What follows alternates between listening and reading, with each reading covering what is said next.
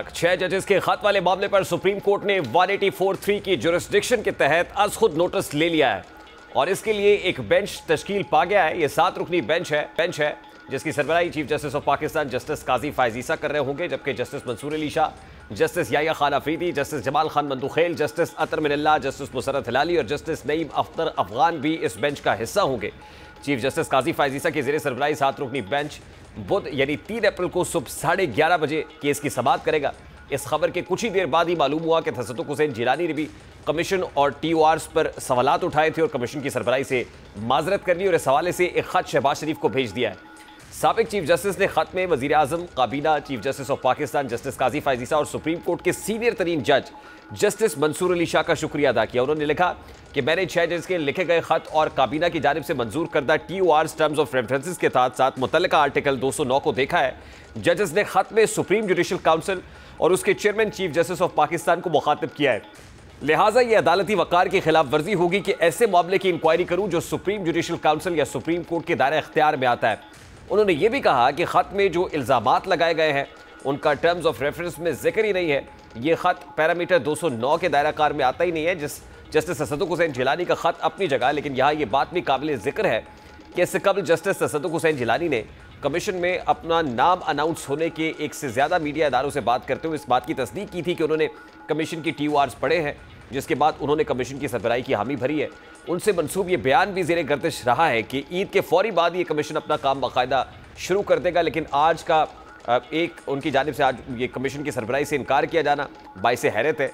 यहाँ एक खदशा ये भी है कि वक्त से पहले उनके नाम पर एतराज़ उठाए जाने और वकला के रिस्पॉन्स के बाद जस्टिस तसद्दुक़ हुसैन जिलानी मजबूर हुए कि वो इस सारे मामले से खुद को दूर रखेंगे, क्योंकि कल के खत के बाद आज लाहौर में होने वाले कन्वेंशन में तहरीक इंसाफ और ख़ासकर साबिक सदर आरिफ अलवी ने खूब शोला बयानी की। इस हवाले से क्या मंजर, ज़रा उसकी एक झलक आपको दिखाता है। आज एक इंतहाई गैर मामूली दिन था। पहले गैर मुतवक्के अंदाज में सो मोटो नोटिस, फिर खत भी सामने आ गया जिसमें तसद्दुक़ हुसैन जिलानी साहब ने खुद को रिक्यूज़ किया है।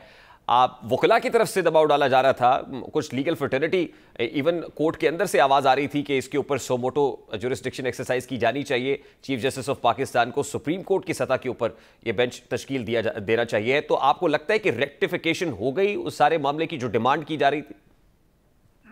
मेरा ख्याल हो गई, क्योंकि आज भी वकला का कन्वेंशन हुआ, उसमें भी उन्होंने डिमांड की। उससे पहले भी कंसिस्टेंटली जो है ये मुख्तलिफ बार एसोसिएशन से ये बात सामने आ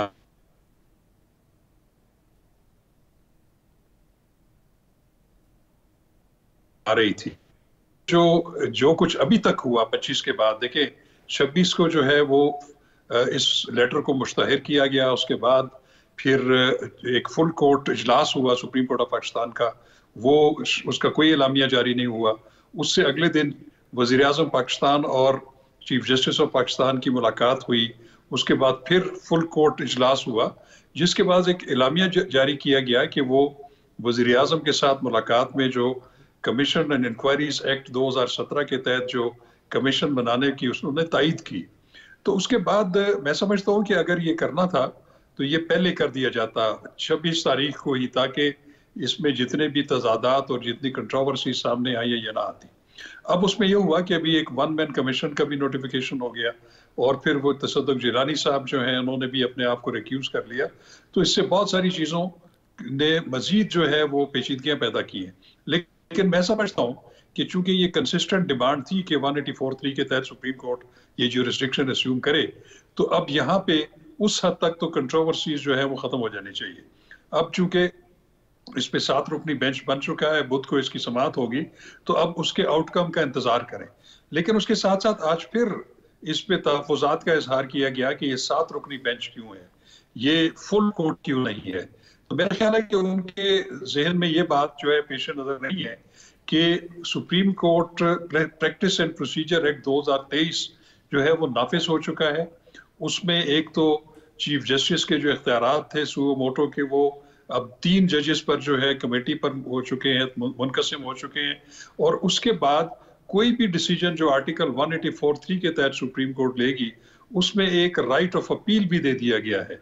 तो जब एक इंट्रा कोर्ट अपील का राइट है, तो अगर 7 रुकनी बेंच से ज्यादा अगर तादाद हो, तो उसके फैसले के खिलाफ कोई भी फरीक अगर उस पर इंट्रा कोर्ट अपील फाइल करना चाहे तो फिर इतनी मुजवजा तादाद जो चाहिए है वो नहीं होगी, क्योंकि इस वक्त सुप्रीम कोर्ट में 15 जजेस हैं। तो 7 का बेंच इसलिए है कि अगर इससे कोई इख्तलाफ भी करे इसकी जजमेंट से, तो वो फिर इसकी appellate court intra court appeal में 8 जजेस कम अज कम मैसर होंगे, जो कि इस फैसले के बारे में कोई भी दिस वे और दैट वे उसको डिसाइड कर सकते हैं। ये बड़ा अहम कानूनी नुकता है सर, जिसके ऊपर आप बात कर रहे हैं। देखिए, ऊपर तले 2 अहम डेवलपमेंट्स हुई हैं। एक तसद्दुक हुसैन जिलानी साहब का रिक्यूज करना 1 मैन कमीशन से, और दूसरा सो मोटो जुरिस्डिक्शन के तहत 7 रुकनी बेंच बन जाना। अब जो पहले इंक्वायरी कमीशन बना था उसमें लगे रहा था कि जैसे जुडिशरी और एग्जीक्यूटिव सेम पेज पे है। अब अगर तसद्दुक हुसैन जिलानी साहब ने रिक्यूज किया है तो एग्जीक्यूटिव का तो अभी माइंड सामने नहीं आया कि वो सोच रहा है, वो क्या सोच रहा है। अब ये भी तो हो सकता था कि वो एक रिटायर्ड जज रिक्यूज कर रहा है तो किसी दूसरे रिटायर्ड जज को ये रिस्पॉन्सिबिलिटी दे देते, और क्या ऐसा मुमकिनात में से है? और क्या अब जब ये सो मोटो जुरिस्डिक्शन एक्सरसाइज हुई है तो इसमें एग्जीक्यूटिव और जुडिशरी सेम पेज पर नहीं है? देखिए, अब चूंकि ये जो सुओ मोटो एक्शन हुआ है ये article 184 of the constitution of Pakistan का हुआ है, क्योंकि ये एक बालादस्त जुरिस्डिक्शन है, सुप्रीम कोर्ट की ओरिजिनल जुरिस्डिक्शन। उसके मुकाबले में पैरेलली मैं नहीं समझता कि कमीशन एंड इंक्वायरीज एक्ट के तहत वो कमीशन जो पहले भी अगर वो जारी भी रहता तो वो काम कर सकता। उसकी वजह यह है कि जब सुप्रीम कोर्ट ने एक मैटर की कॉग्निजेंस ले ली है तो फिर कमीशन को इंतजार करना है, या उसको जो है उसकी प्रोसीडिंग्स जो है वो ऑटोमेटिकली स्टे हो जाती है। तो मैं समझता हूं कि अभी ये एक यहाँ पे एक और जो गौरतलब बात ये है कि क्या सुप्रीम कोर्ट ऑफ पाकिस्तान अपनी ओरिजिनल जुरिस्डिक्शन में बहुत सारे ऐसे फैसले भी मौजूद हैं कि सुप्रीम कोर्ट जो है वो एज ए तहकीकाती इदारा काम नहीं कर सकती, उसमें शहादतें इकट्ठी नहीं कर सकती। इसके पहले भी जो कमीशन बने वो जो जुडिशल कमीशंस वो सुप्रीम कोर्ट की हिदायत पे या किसी कानून के तहत बने, तो उसमें चूंकि ये प्रोसीडिंग्स जो हैं इसमें 6 जज साहिबान जो हैं उनकी जो बड़ी सीरियस किस्म की शिकायत हैं उनको भी सुनना है, फिर उसके जिनके खिलाफ शिकायत है उनको भी सुनना पड़ेगा। तो ये सुप्रीम कोर्ट की ओरिजिनल जुरिस्डिक्शन इस चीज को जो है वो ममानियत करती है कि वो ये एक्सरसाइज नहीं कर सकते। आपने देखा होगा कि जैसे मेमो गेट कमीशन था, उसमें सुप्रीम कोर्ट ऑफ पाकिस्तान ने 184 के तहत दरखास्तें एक्सेप्ट की, लेकिन उनकी तहकीक के लिए उन्होंने फिर एक जुडिशल कमीशन बना दिया था जिसकी सरबराही उस वक्त के chief justice Balochistan high court justice Faez Isa sahab कर रहे थे। तो वो चूंकि जो कमीशन होता है, चाहे वो जुडिशल हो या इंक्वायरी कमीशन हो, उसके पास ये इख्तियार होता है कि वो शहादत इकट्ठी कर सकते हैं, लोगों को बुला सकते हैं, हुकूमती इदारों को अपनी मामलत के लिए तलब कर सकते हैं। ये जो सहूलत है ये 184(3) में जो है ये सुप्रीम कोर्ट को हासिल नहीं है। अब एक बड़ा इंपॉर्टेंट मामला है तो ये भी है ना कि 184(3) के तहत जो 7 रुकनी बेंच बना है, जो बुध के रोज से समाअत का आगाज करने जा रहा होगा, ये कोई क्रिमिनल प्रोसीडिंग्स को इनिशिएट कर सकता है या फिर इसकी जो जुरिस्डिक्शन है वो एडवाइजरी होगी? क्योंकि तसद्दुक हुसैन जिलानी साहब ने अपने खत के अंदर लिखा ना कि वो जो 6 जजेस डिमांड कर रहे हैं सुप्रीम कोर्ट ऑफ पाकिस्तान से, वो ये डिमांड कर रहे हैं कि ये जो इंटिमिडेशन होती है, ये मेडलिंग होती है इदारों की, इसमें हमने इससे टैकल कैसे करना है, निमटना कैसे, हमारा रिस्पॉन्स जो बेफिटिंग रिस्पॉन्स है वो क्या होना चाहिए। तो क्या अब यहाँ पर एडवाइजरी जुरिस्डिक्शन के तहत सुप्रीम कोर्ट ऑफ पाकिस्तान उनको ये बताएगी, रहनुमाई करेगी, गाइडेंस देगी कि आपको ये करना चाहिए, या फिर कोई क्रिमिनल प्रोसीडिंग्स इनिशिएट कर सकती है? एक अपेलेट जुरिस्डिक्शन है जो अपीलें सुनती है हाई कोर्ट के हर फैसले के खिलाफ। दूसरी एडवाइजरी जुरिस्डिक्शन जो है वो सदर मुमलिकत उनको कोई क्वेश्चन ऑफ लॉ जिसके बारे में आइन और कानून मुबहिम हो उसका क्वेश्चन भेजते हैं कि आप उसका आंसर करें। तो ये जो 184(3) की प्रोसीडिंग्स है ये तो एक फैसला है इसकी, और इस फैसले के खिलाफ जो है प्रैक्टिस एंड प्रोसीजर एक्ट 2023 के तहत अपील भी एक प्रोवाइडेड अब कर दी गई है। तो इसलिए ये एडवाइजरी जुरिस्डिक्शन नहीं होगी, ये बिल्कुल उसी तरह एक फैसला होगा जो सुप्रीम कोर्ट की एपेलेट कोर्ट फैसला करती है अपनी एपेलेट जुरिस्डिक्शन में, और ये बाइंडिंग है जो है वो तमाम एग्जीक्यूटिव और जुडिशल अथॉरिटीज के ऊपर। तो इसका मतलब यह है कि जिनके ऊपर इल्जाम है सुप्रीम कोर्ट ऑफ पाकिस्तान उनको भी तलब करेगी, उनको भी सुनना जरूरी होगा इस केस में, और फिर उन 6 जजेस को भी सुना जाएगा।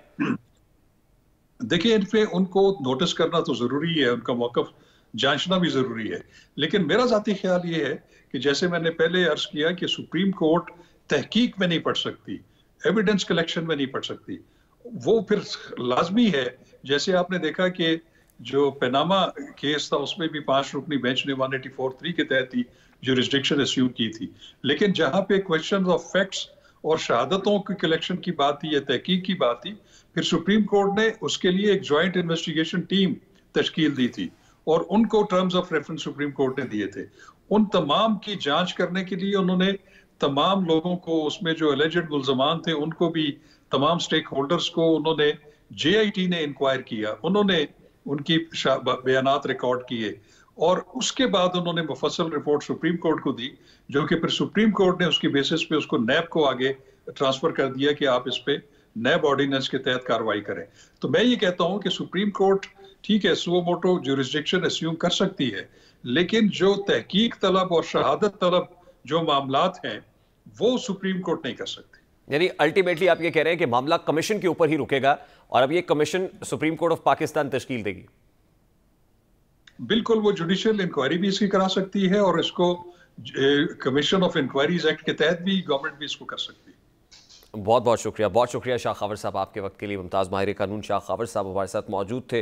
गुफ्तगू सो मोटो जुरिस्डिक्शन है जो सुप्रीम कोर्ट ऑफ पाकिस्तान ने एक्सरसाइज की है, बुध के रोज़ इस पर अहम समाअत होने जा रही है।